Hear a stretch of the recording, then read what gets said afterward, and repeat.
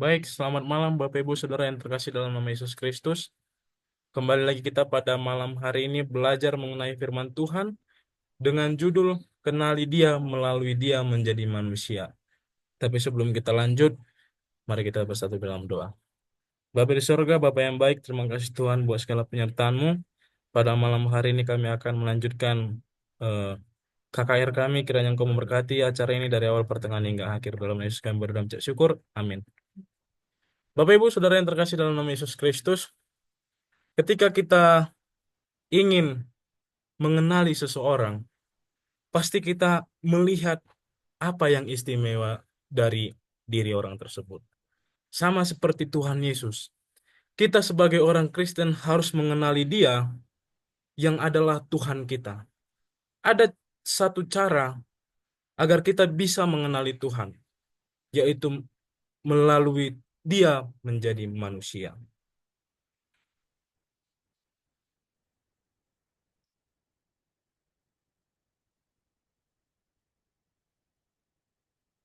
Sebagai seorang Kristen sudah seharusnya kita mengenal siapa Tuhan kita.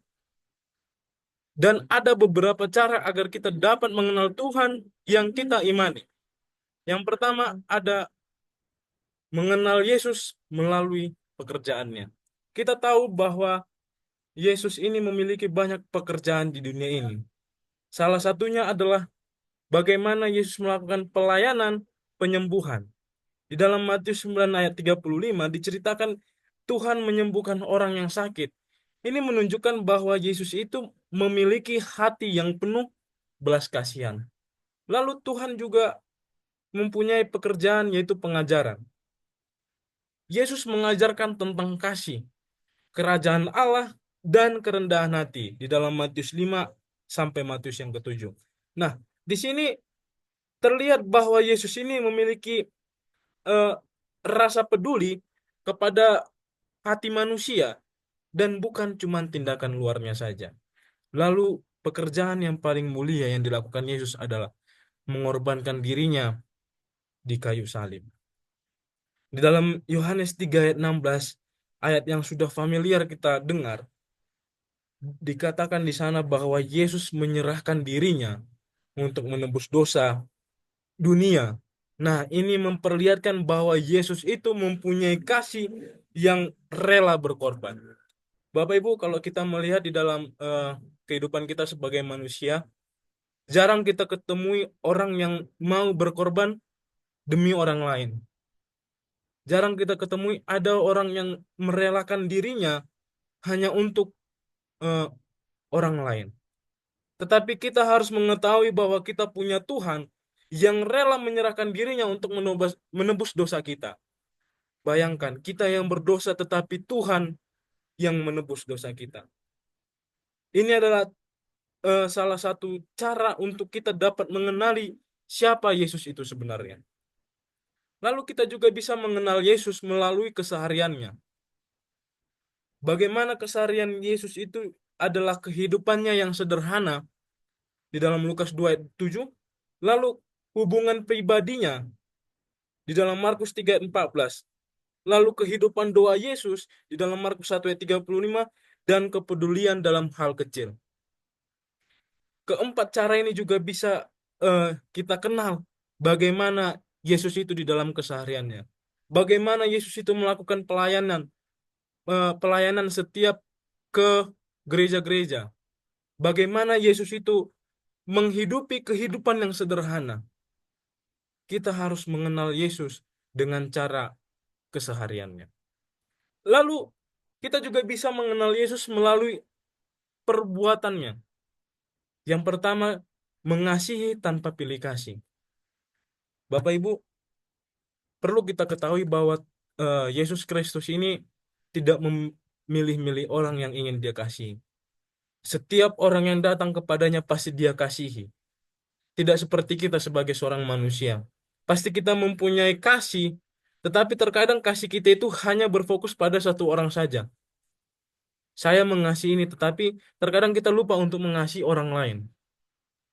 Tetapi pada malam hari ini kita diingatkan bahwa melalui perbuatan Yesus, kita bisa mengenal dia bahwa dia itu tidak memilih kasih dalam hal mengasihi.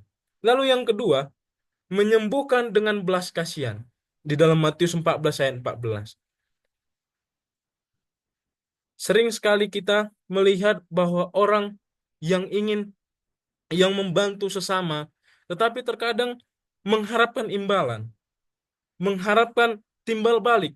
Tetapi kita diingatkan pada malam hari ini bahwa Yesus sendiri menyembuhkan dengan belas kasihan. Dia tidak meminta eh, timbal balik kepada dia.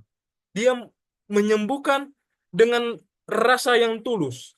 Lalu yang ketiga kita bisa melihat bahwa Yesus ini mengampuni dan memulihkan, memberi tanpa pamrih, dan juga melayani meskipun ia adalah Tuhan. Nah, sekalipun Yesus ini adalah Tuhan, dia tidak pernah berhenti untuk melayani. Bahkan dia mengorbankan dirinya untuk melakukan pelayanan padahal dia adalah Tuhan itu sendiri. Lalu yang terakhir mengorbankan diri sepenuhnya. Nah, setelah kita mengenal Yesus, timbul sebuah pertanyaan. Mengapa Yesus menjadi manusia? Kenapa Yesus yang sudah kodratnya adalah Tuhan, dia rela menjadi manusia? Kita bisa melihat bahwa Yesus menjadi manusia itu untuk menyelamatkan manusia dari dosa. Alasan utama Yesus menjadi manusia adalah untuk menebus kita dari dosa, karena dosa memisahkan manusia dari Allah. Karena hukum Allah adalah kudus dan adil, dan dosa harus dihukum. Jadi karena Yesus tahu bahwa hubungan manusia dengan Allah ini terpisah oleh karena dosa, itu sebabnya dia datang menjadi manusia untuk menyelamatkan manusia itu sendiri. Untuk menebus manusia, karena Yesus tahu bahwa hukum Allah ini adalah kudus dan adil, dan dosa itu harus dihukum. Lalu yang kedua, kenapa Yesus menjadi manusia? Agar dia menjadi perantara Allah dengan manusia. Dengan menjadi manusia, Yesus menjadi jembatan antara kita dan Allah. Ia benar-benar mengerti pergumulan kita karena ia sendiri pernah hidup sebagai manusia. Jadi Yesus sendiri tahu apa yang kita alami. Tahu apa yang kita gumul. Pergumulan kita dia tahu karena dia sendiri pernah hidup sebagai manusia. Lalu yang ketiga, mengapa Yesus menjadi manusia adalah untuk menyatakan siapa Allah itu yang sebenarnya. Banyak orang yang salah paham tentang Allah sebagai sosok yang jauh dan kejam. Dengan melalui Yesus, kita melihat bahwa wajah Allah itu adalah wajah yang penuh kasih, wajah yang penuh dengan pengampunan, dan wajah yang penuh dengan kesabaran. Lalu yang keempat, alasan mengapa Yesus menjadi manusia adalah untuk memberi teladan kehidupan yang sempurna. Yesus menunjukkan bagaimana seharusnya manusia itu hidup, yaitu dengan melayani, mengasihi, dan taat kepada Allah, serta hidup dalam kerendahan hati. Jadi bisa kita lihat betapa mulianya pekerjaan Yesus ini. Kenapa dia menjadi manusia adalah untuk memberi teladan kehidupan yang sempurna. Di zaman yang sekarang ini, banyak orang yang kurang dalam melayani. Banyak orang yang kurang dalam mengasihi. Dan mungkin ada juga orang yang kurang taat kepada Allah. Dan bahkan hidup dalam kerendahan hati. Itu sebabnya Yesus menjadi contoh untuk umat manusia. Bagaimana dia memberi teladanan kehidupan yang sempurna yang sesungguhnya. Lalu yang kelima, melalui inkarnasi. Kata inkarnasi berasal dari bahasa Latin yaitu incarne, artinya adalah dalam daging. Yesus yang adalah firman Allah menjadi manusia sejati tanpa meninggalkan keilahiannya. Di dalam Yohanes 1 ayat 14. Ini berarti Yesus tetap 100% Allah, tetapi juga menjadi 100% manusia. Nah, jadi meskipun Yesus ini adalah 100% Allah, tetapi dia juga adalah 100% manusia. Dia juga merasakan apa yang kita rasakan. Dia juga merasakan apa yang manusia rasakan di sekarang ini. Lalu Yesus menjadi manusia itu melalui Maria. Kita tahu bagaimana ceritanya bahwa Allah memilih seorang perempuan yang sederhana, perempuan perawan, untuk mengandung Yesus melalui karya Roh Kudus, bukan hubungan manusia biasa. Nah, ini menunjukkan bahwa Yesus ini adalah sesosok yang sangat suci. Bagaimana dia bisa eh, ada di dalam kandungannya Maria tanpa hubungan manusia biasa. Lalu Yesus juga menjadi manusia tetapi dia tanpa kehilangan keilahiannya. Selama di dunia, Yesus tetap adalah Allah. Tetapi ia merendahkan diri, ia mengosongkan diri dari kemuliaannya yang penuh, tapi tidak berhenti menjadi Allah. Dia juga mengambil kodrat manusia. Yesus memiliki tubuh fisik. Yesus memiliki jiwa, emosi, dan pikiran manusia. Dia mengalami semua rasa manusiawi seperti lapar, sedih, takut, dan bahkan dicobai. Tetapi bedanya, dia tidak pernah berdosa. Yesus ini adalah eh, sesosok orang juga, manusia. Dia bisa merasakan yang namanya sakit hati. Dia bisa merasakan yang namanya lelah. Dia bisa merasakan yang namanya sedih, takut, dan bahkan Yesus sendiri pernah dicobai, Bapak Ibu. Bagaimana pada saat itu setan mencobai Yesus dengan ayat Alkitab sendiri, tetapi dia bisa bertahan di dalam pencobaannya itu. Ini menunjukkan bahwa Yesus ini adalah sesosok yang sangat mulia. Dan bedanya, walaupun dia menjadi seorang manusia, tetapi dia tidak pernah berdosa. Lalu kita masuk ke dalam pengajaran Yesus selama menjadi manusia. Ajaran Yesus menentang banyak norma dan budaya pada zamannya, tetapi pesannya tetap relevan hingga saat ini, terutama dalam hal kasih, pengampunan, dan hidup di dalam kebenaran serta kerendahan hati. Ada beberapa pengajaran yang dilakukan Yesus ketika dia menjadi manusia. Mari kita bahas satu persatu. Yang pertama, pengajaran yang dilakukan Yesus adalah kasih kepada Allah dan sesama. Di dalam Matius 22 ayat 37 sampai 40 menceritakan bagaimana Yesus menekankan kasih sebagai inti dari hukum Allah. Yesus mengatakan bahwa hukum terbesar adalah mengasihi Allah dengan segenap hati, jiwa, dan akal budi. Dan yang kedua adalah mengasihi sesama seperti diri sendiri. Kasih ini dasar bagi semua perintahnya. Kita tahu bahwa Yesus ini adalah sosok yang kasih. Dia memberikan pengajaran kepada kita untuk mengasihi Allah segenap hati, segenap jiwa, dan segenap akal budi kita. Dan bukan hanya untuk Allah saja, tetapi Yesus juga memberi pengajaran bahwa kita harus mengasihi sesama seperti kita mengasihi diri sendiri. Nah, ini adalah pengajaran yang paling dasar dari semua perintah Tuhan. Yesus sering mengajarkan tentang kerajaan Allah yang tidak hanya mencakup masa depan, tetapi juga realitas yang dapat dialami sekarang. Di dalam Lukas 17 ayat 20 sampai 21 Yesus mengatakan, "Kerajaan Allah ada di tengah-tengahmu." Ini menunjukkan bahwa kerajaan ini bersifat spiritual dan hadir di dalam hidup orang yang mengikutinya. Setiap orang yang mengikuti Yesus, kerajaan Allah itu pasti hadir di dalam tengah-tengah hidupnya. Lalu Yesus juga mengajarkan pertobatan dan pengampunan. Yesus mengajarkan bahwa pertobatan adalah kunci pengampunan dan menerima anugerah Allah. Dalam Lukas 5 ayat 32 mengatakan, "Aku datang untuk memanggil orang berdosa, bukan orang benar untuk bertobat." Yesus juga memberi pengampunan kepada orang-orang yang berdosa, seperti kepada wanita yang kedapatan berzina. Lalu Yesus juga mengajarkan tentang hidup yang sejati. Yesus menyatakan bahwa hidup yang sejati hanya bisa ditemukan melaluinya. Dalam Yohanes 14 ayat 6, Yesus berkata, "Akulah jalan kebenaran dan hidup. Tidak ada seorang pun yang datang kepada Bapa selain melalui aku." Nah, dia mengajarkan bahwa hanya dengan mengikutinya saja seseorang dapat memiliki hidup yang kekal. Ini sebabnya penting kita untuk mengenal Yesus melalui Dia menjadi manusia. Karena Dia memberikan pengajaran tentang hidup yang kekal. Dia memberi nasihat di dalam Yohanes 14 ayat 6 mengatakan bahwa tidak ada seorang yang bisa datang kepada Bapa selain melalui aku. Karena Dia adalah jalan kebenaran dan hidup. Pada malam hari ini kita diingatkan melalui khotbah ini untuk bisa merenungkan akan ayat ini.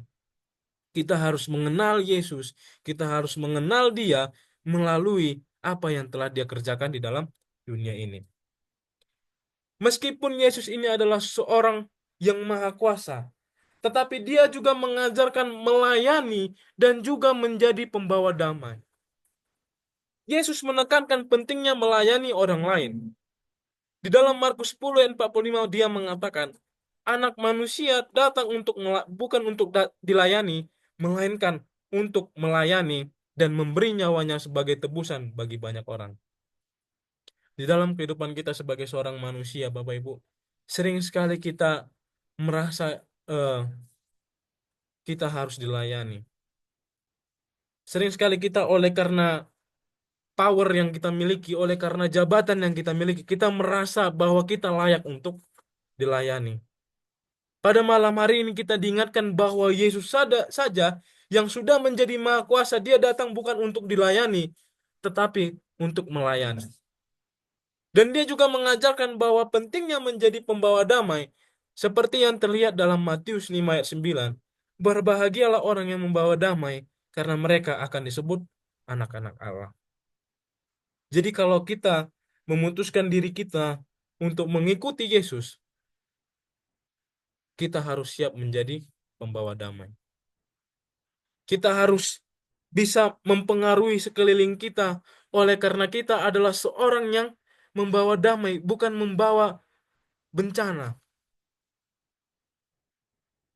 Kita harus sadar bahwa kita mempunyai panutan seperti Yesus dan Dia juga mengajarkan kepada kita bahwa kita ini harus menjadi seorang pembawa damai.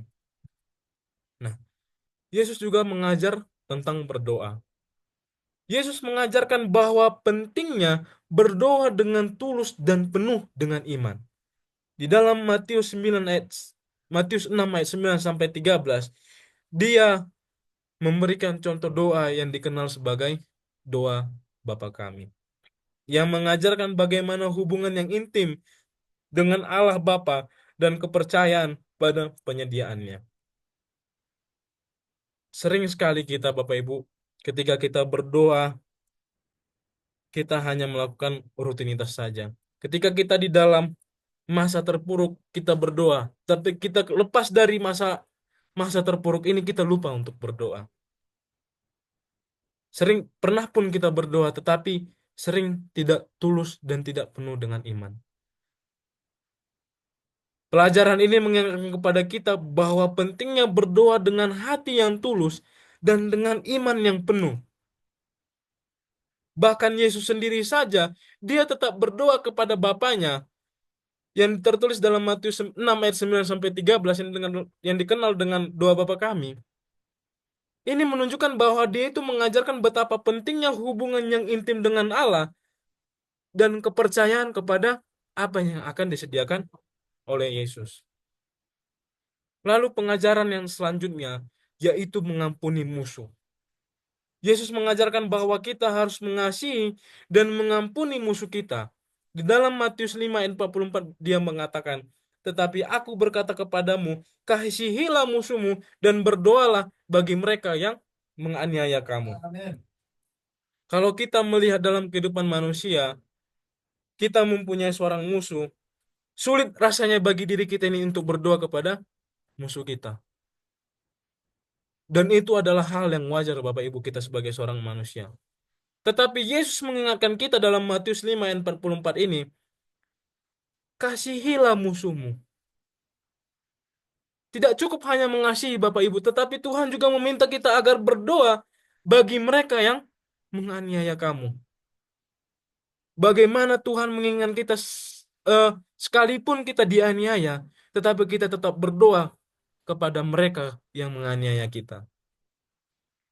Lalu Tuhan juga mengajarkan tentang hidup di dalam roh. Yesus menekankan bahwa hidup di dalam roh Allah lebih penting daripada hidup menurut hukum atau peraturan manusia. Yohanes 3 ayat 5 sampai 6 mengatakan bahwa seseorang harus dilahirkan kembali dari air dan roh untuk masuk ke dalam kerajaan Allah. Jadi syarat yang paling penting Bapak Ibu supaya kita bisa menerima kerajaan Allah itu adalah melalui menerima eh, kehidupan dalam roh, yaitu air dan roh. Ini adalah syarat untuk kita masuk ke dalam kerajaan Allah. Lalu timbul lagi sebuah pertanyaan, kenapa perlu kita menerima Yesus? Apa untungnya di dalam diri kita ini ketika kita menerima Yesus? Yang pertama adalah salib dan penebusan dosa. Perlu kita ketahui Bapak Ibu, Yesus datang ke dunia ini dengan tujuan yang sangat mulia, yaitu menyelamatkan umat manusia dari dosa-dosa. Bahkan Yesus sendiri mengorbankan dirinya di kayu salib untuk membayar harga dosa umat manusia. Dengan menerima Yesus, seseorang menerima pengampunan atas dosa dan memperoleh hidup yang kekal bersama dengan Allah. Jadi inilah keuntungan yang kita dapat ketika kita menerima Yesus sebagai juru selamat kita. Tidak hanya kita ditebus dosa, tetapi juga Yesus memberikan jaminan hidup yang kekal. Saya rasa kalau di kehidupan kita tidak ada yang bisa memberikan janji ini. Tidak ada yang bisa memberikan eh, perjanjian seperti yang dilakukan oleh Yesus ini. Bahwa dia akan memperoleh hidup yang kekal bersama dengan Allah. Yang kedua, keuntungan mengapa kita perlu menerima Yesus adalah karena kita akan menjadi anggota keluarga Allah. Bapak Ibu, dengan menerima Yesus, seseorang menjadi bagian dari keluarga Allah. Dia menerima identitas baru sebagai anak Allah dan menerima hak istimewa untuk berdoa kepada Allah sebagai Bapa. Inilah keuntungan yang bisa kita dapat ketika kita menerima Yesus. Kita menerima penebusan dosa. Kita diangkat menjadi keluarga Allah. Kita bisa berdoa kepada Allah yang adalah sebagai juru selamat kita. Lalu yang berikutnya adalah memberikan pengharapan yang kekal. Salah satu janji terbesar yang diberikan Yesus adalah hidup kekal bersama Allah. Di dalam Yohanes 3:16, menerima Yesus memberikan pengharapan akan kehidupan setelah mati, yaitu kehidupan yang tidak berakhir, penuh dengan kebahagiaan, kedamaian, dan kemuliaan bersama dengan Allah. Jadi ketika kita menerima Yesus, kita juga akan menerima pengharapan akan kehidupan setelah mati. Bayangkan Bapak Ibu, ketika kita sudah mati, ketika kita ada di dalam Yesus, kita akan mengalami kehidupan. Lalu yang berikutnya adalah untuk menerima kasih karunia Allah. Menerima Yesus juga berarti menerima kasih karunia Allah yang tidak dapat diperoleh dengan usaha manusia. Tidak ada manusia yang bisa memperoleh eh, kasih karunia ini kalau bukan karena Allah. Di dalam Efesus 2 ayat 8 sampai dengan yang ke-9. Lalu selanjutnya kita lihat bagaimana caranya kita menerima Yesus. Kita harus mengenal Yesus sebagai juru selamat. Kita harus tahu bahwa Yesus itu adalah juru selamat kita. Kita harus mengakui dosa dan kita juga harus sadar bahwa kita perlu yang namanya kebutuhan akan pengampunan. Lalu kita percaya dan mengundang Yesus masuk ke dalam hati kita. Walaupun Tuhan sudah berusaha untuk masuk ke dalam hati kita, tetapi kita terus mengeraskan hati kita, itu sama saja dengan percuma. Kita juga harus dituntut untuk berdoa untuk penerimaan Yesus. Mengikuti Yesus dan hidup sesuai dengan ajarannya. Menjadi bagian dari tubuh Kristus dan meneruskan kabar baik. Nah, ada janji yang diberikan Yesus kepada kita. Yesus berjanji untuk menerima setiap orang yang datang kepadanya Di dalam Yohanes 6 ayat 37 ia berkata, barang siapa datang kepadaku, ia tidak akan kubuang. Ini menunjukkan bahwa tidak ada dosa atau masa lalu yang dapat menghalangi seseorang untuk diterima olehnya. Maupun kita dulunya mempunyai masa lalu yang kelam, seperti Paulus, yang dulunya dia adalah seorang yang sangat benci kepada pengikut Kristus. Tetapi ketika Tuhan masuk ke dalam hatinya dan dia menerima itu, dia menjadi seorang penginjil. Yesus tidak peduli Bapak Ibu bagaimana masa lalu kita, seberdosa apa kita dulunya. Ketika kita sudah memutuskan untuk menerima Yesus dalam hati kita menjadi juru selamat kita, Yesus berjanji tidak akan membuang kita. Ini menunjukkan bahwa Yesus ini menerima semua orang tanpa mempunyai syarat. Lalu penghiburan dan penyertaan melalui Roh Kudus. Yesus menjanjikan kehadiran Roh Kudus bagi para pengikutnya. Di dalam Yohanes 14 ayat 16 sampai 17 ia menyebut Roh Kudus sebagai penolong yang akan tinggal bersama dan di dalam mereka.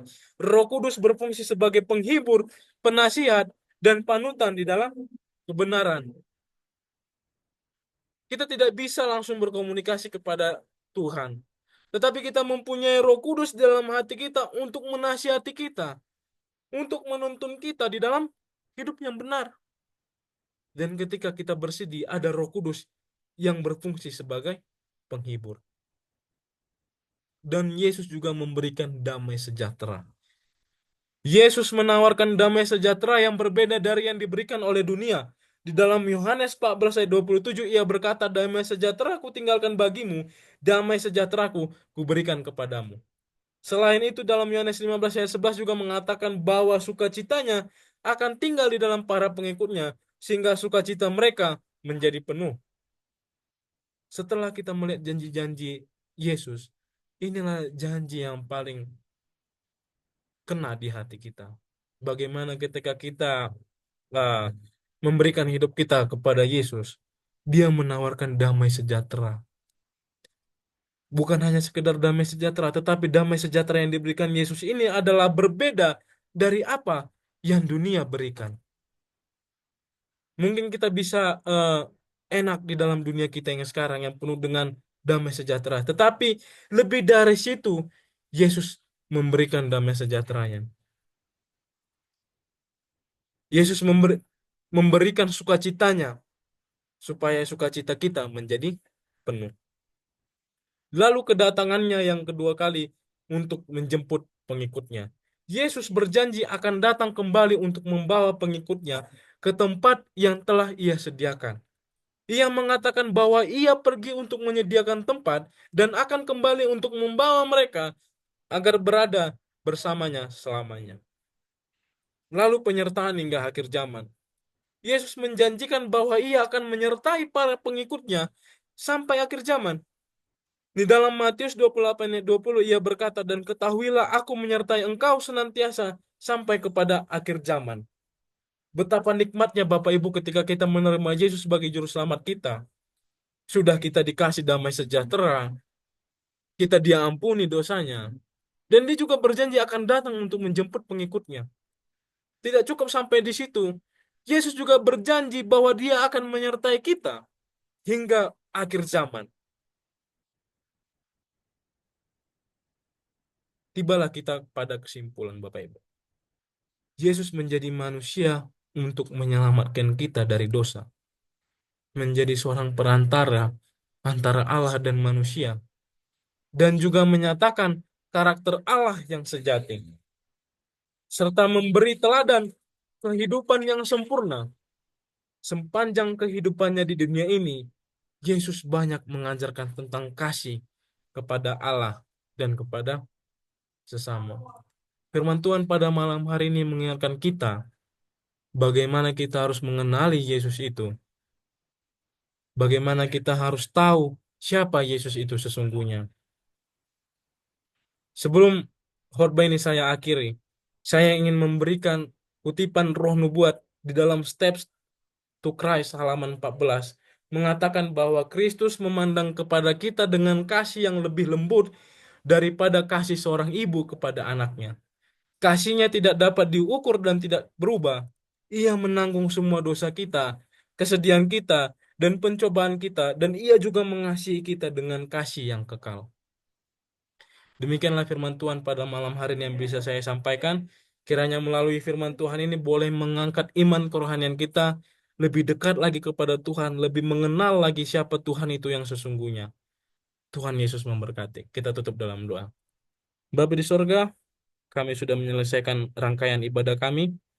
Kiranya Engkau memberkati kami Tuhan melalui firman ini, membuat firman ini agar menjadi ingat-ingatan dalam kehidupan kami, bahwa kami harus mengenal Engkau lebih dalam lagi Bapa.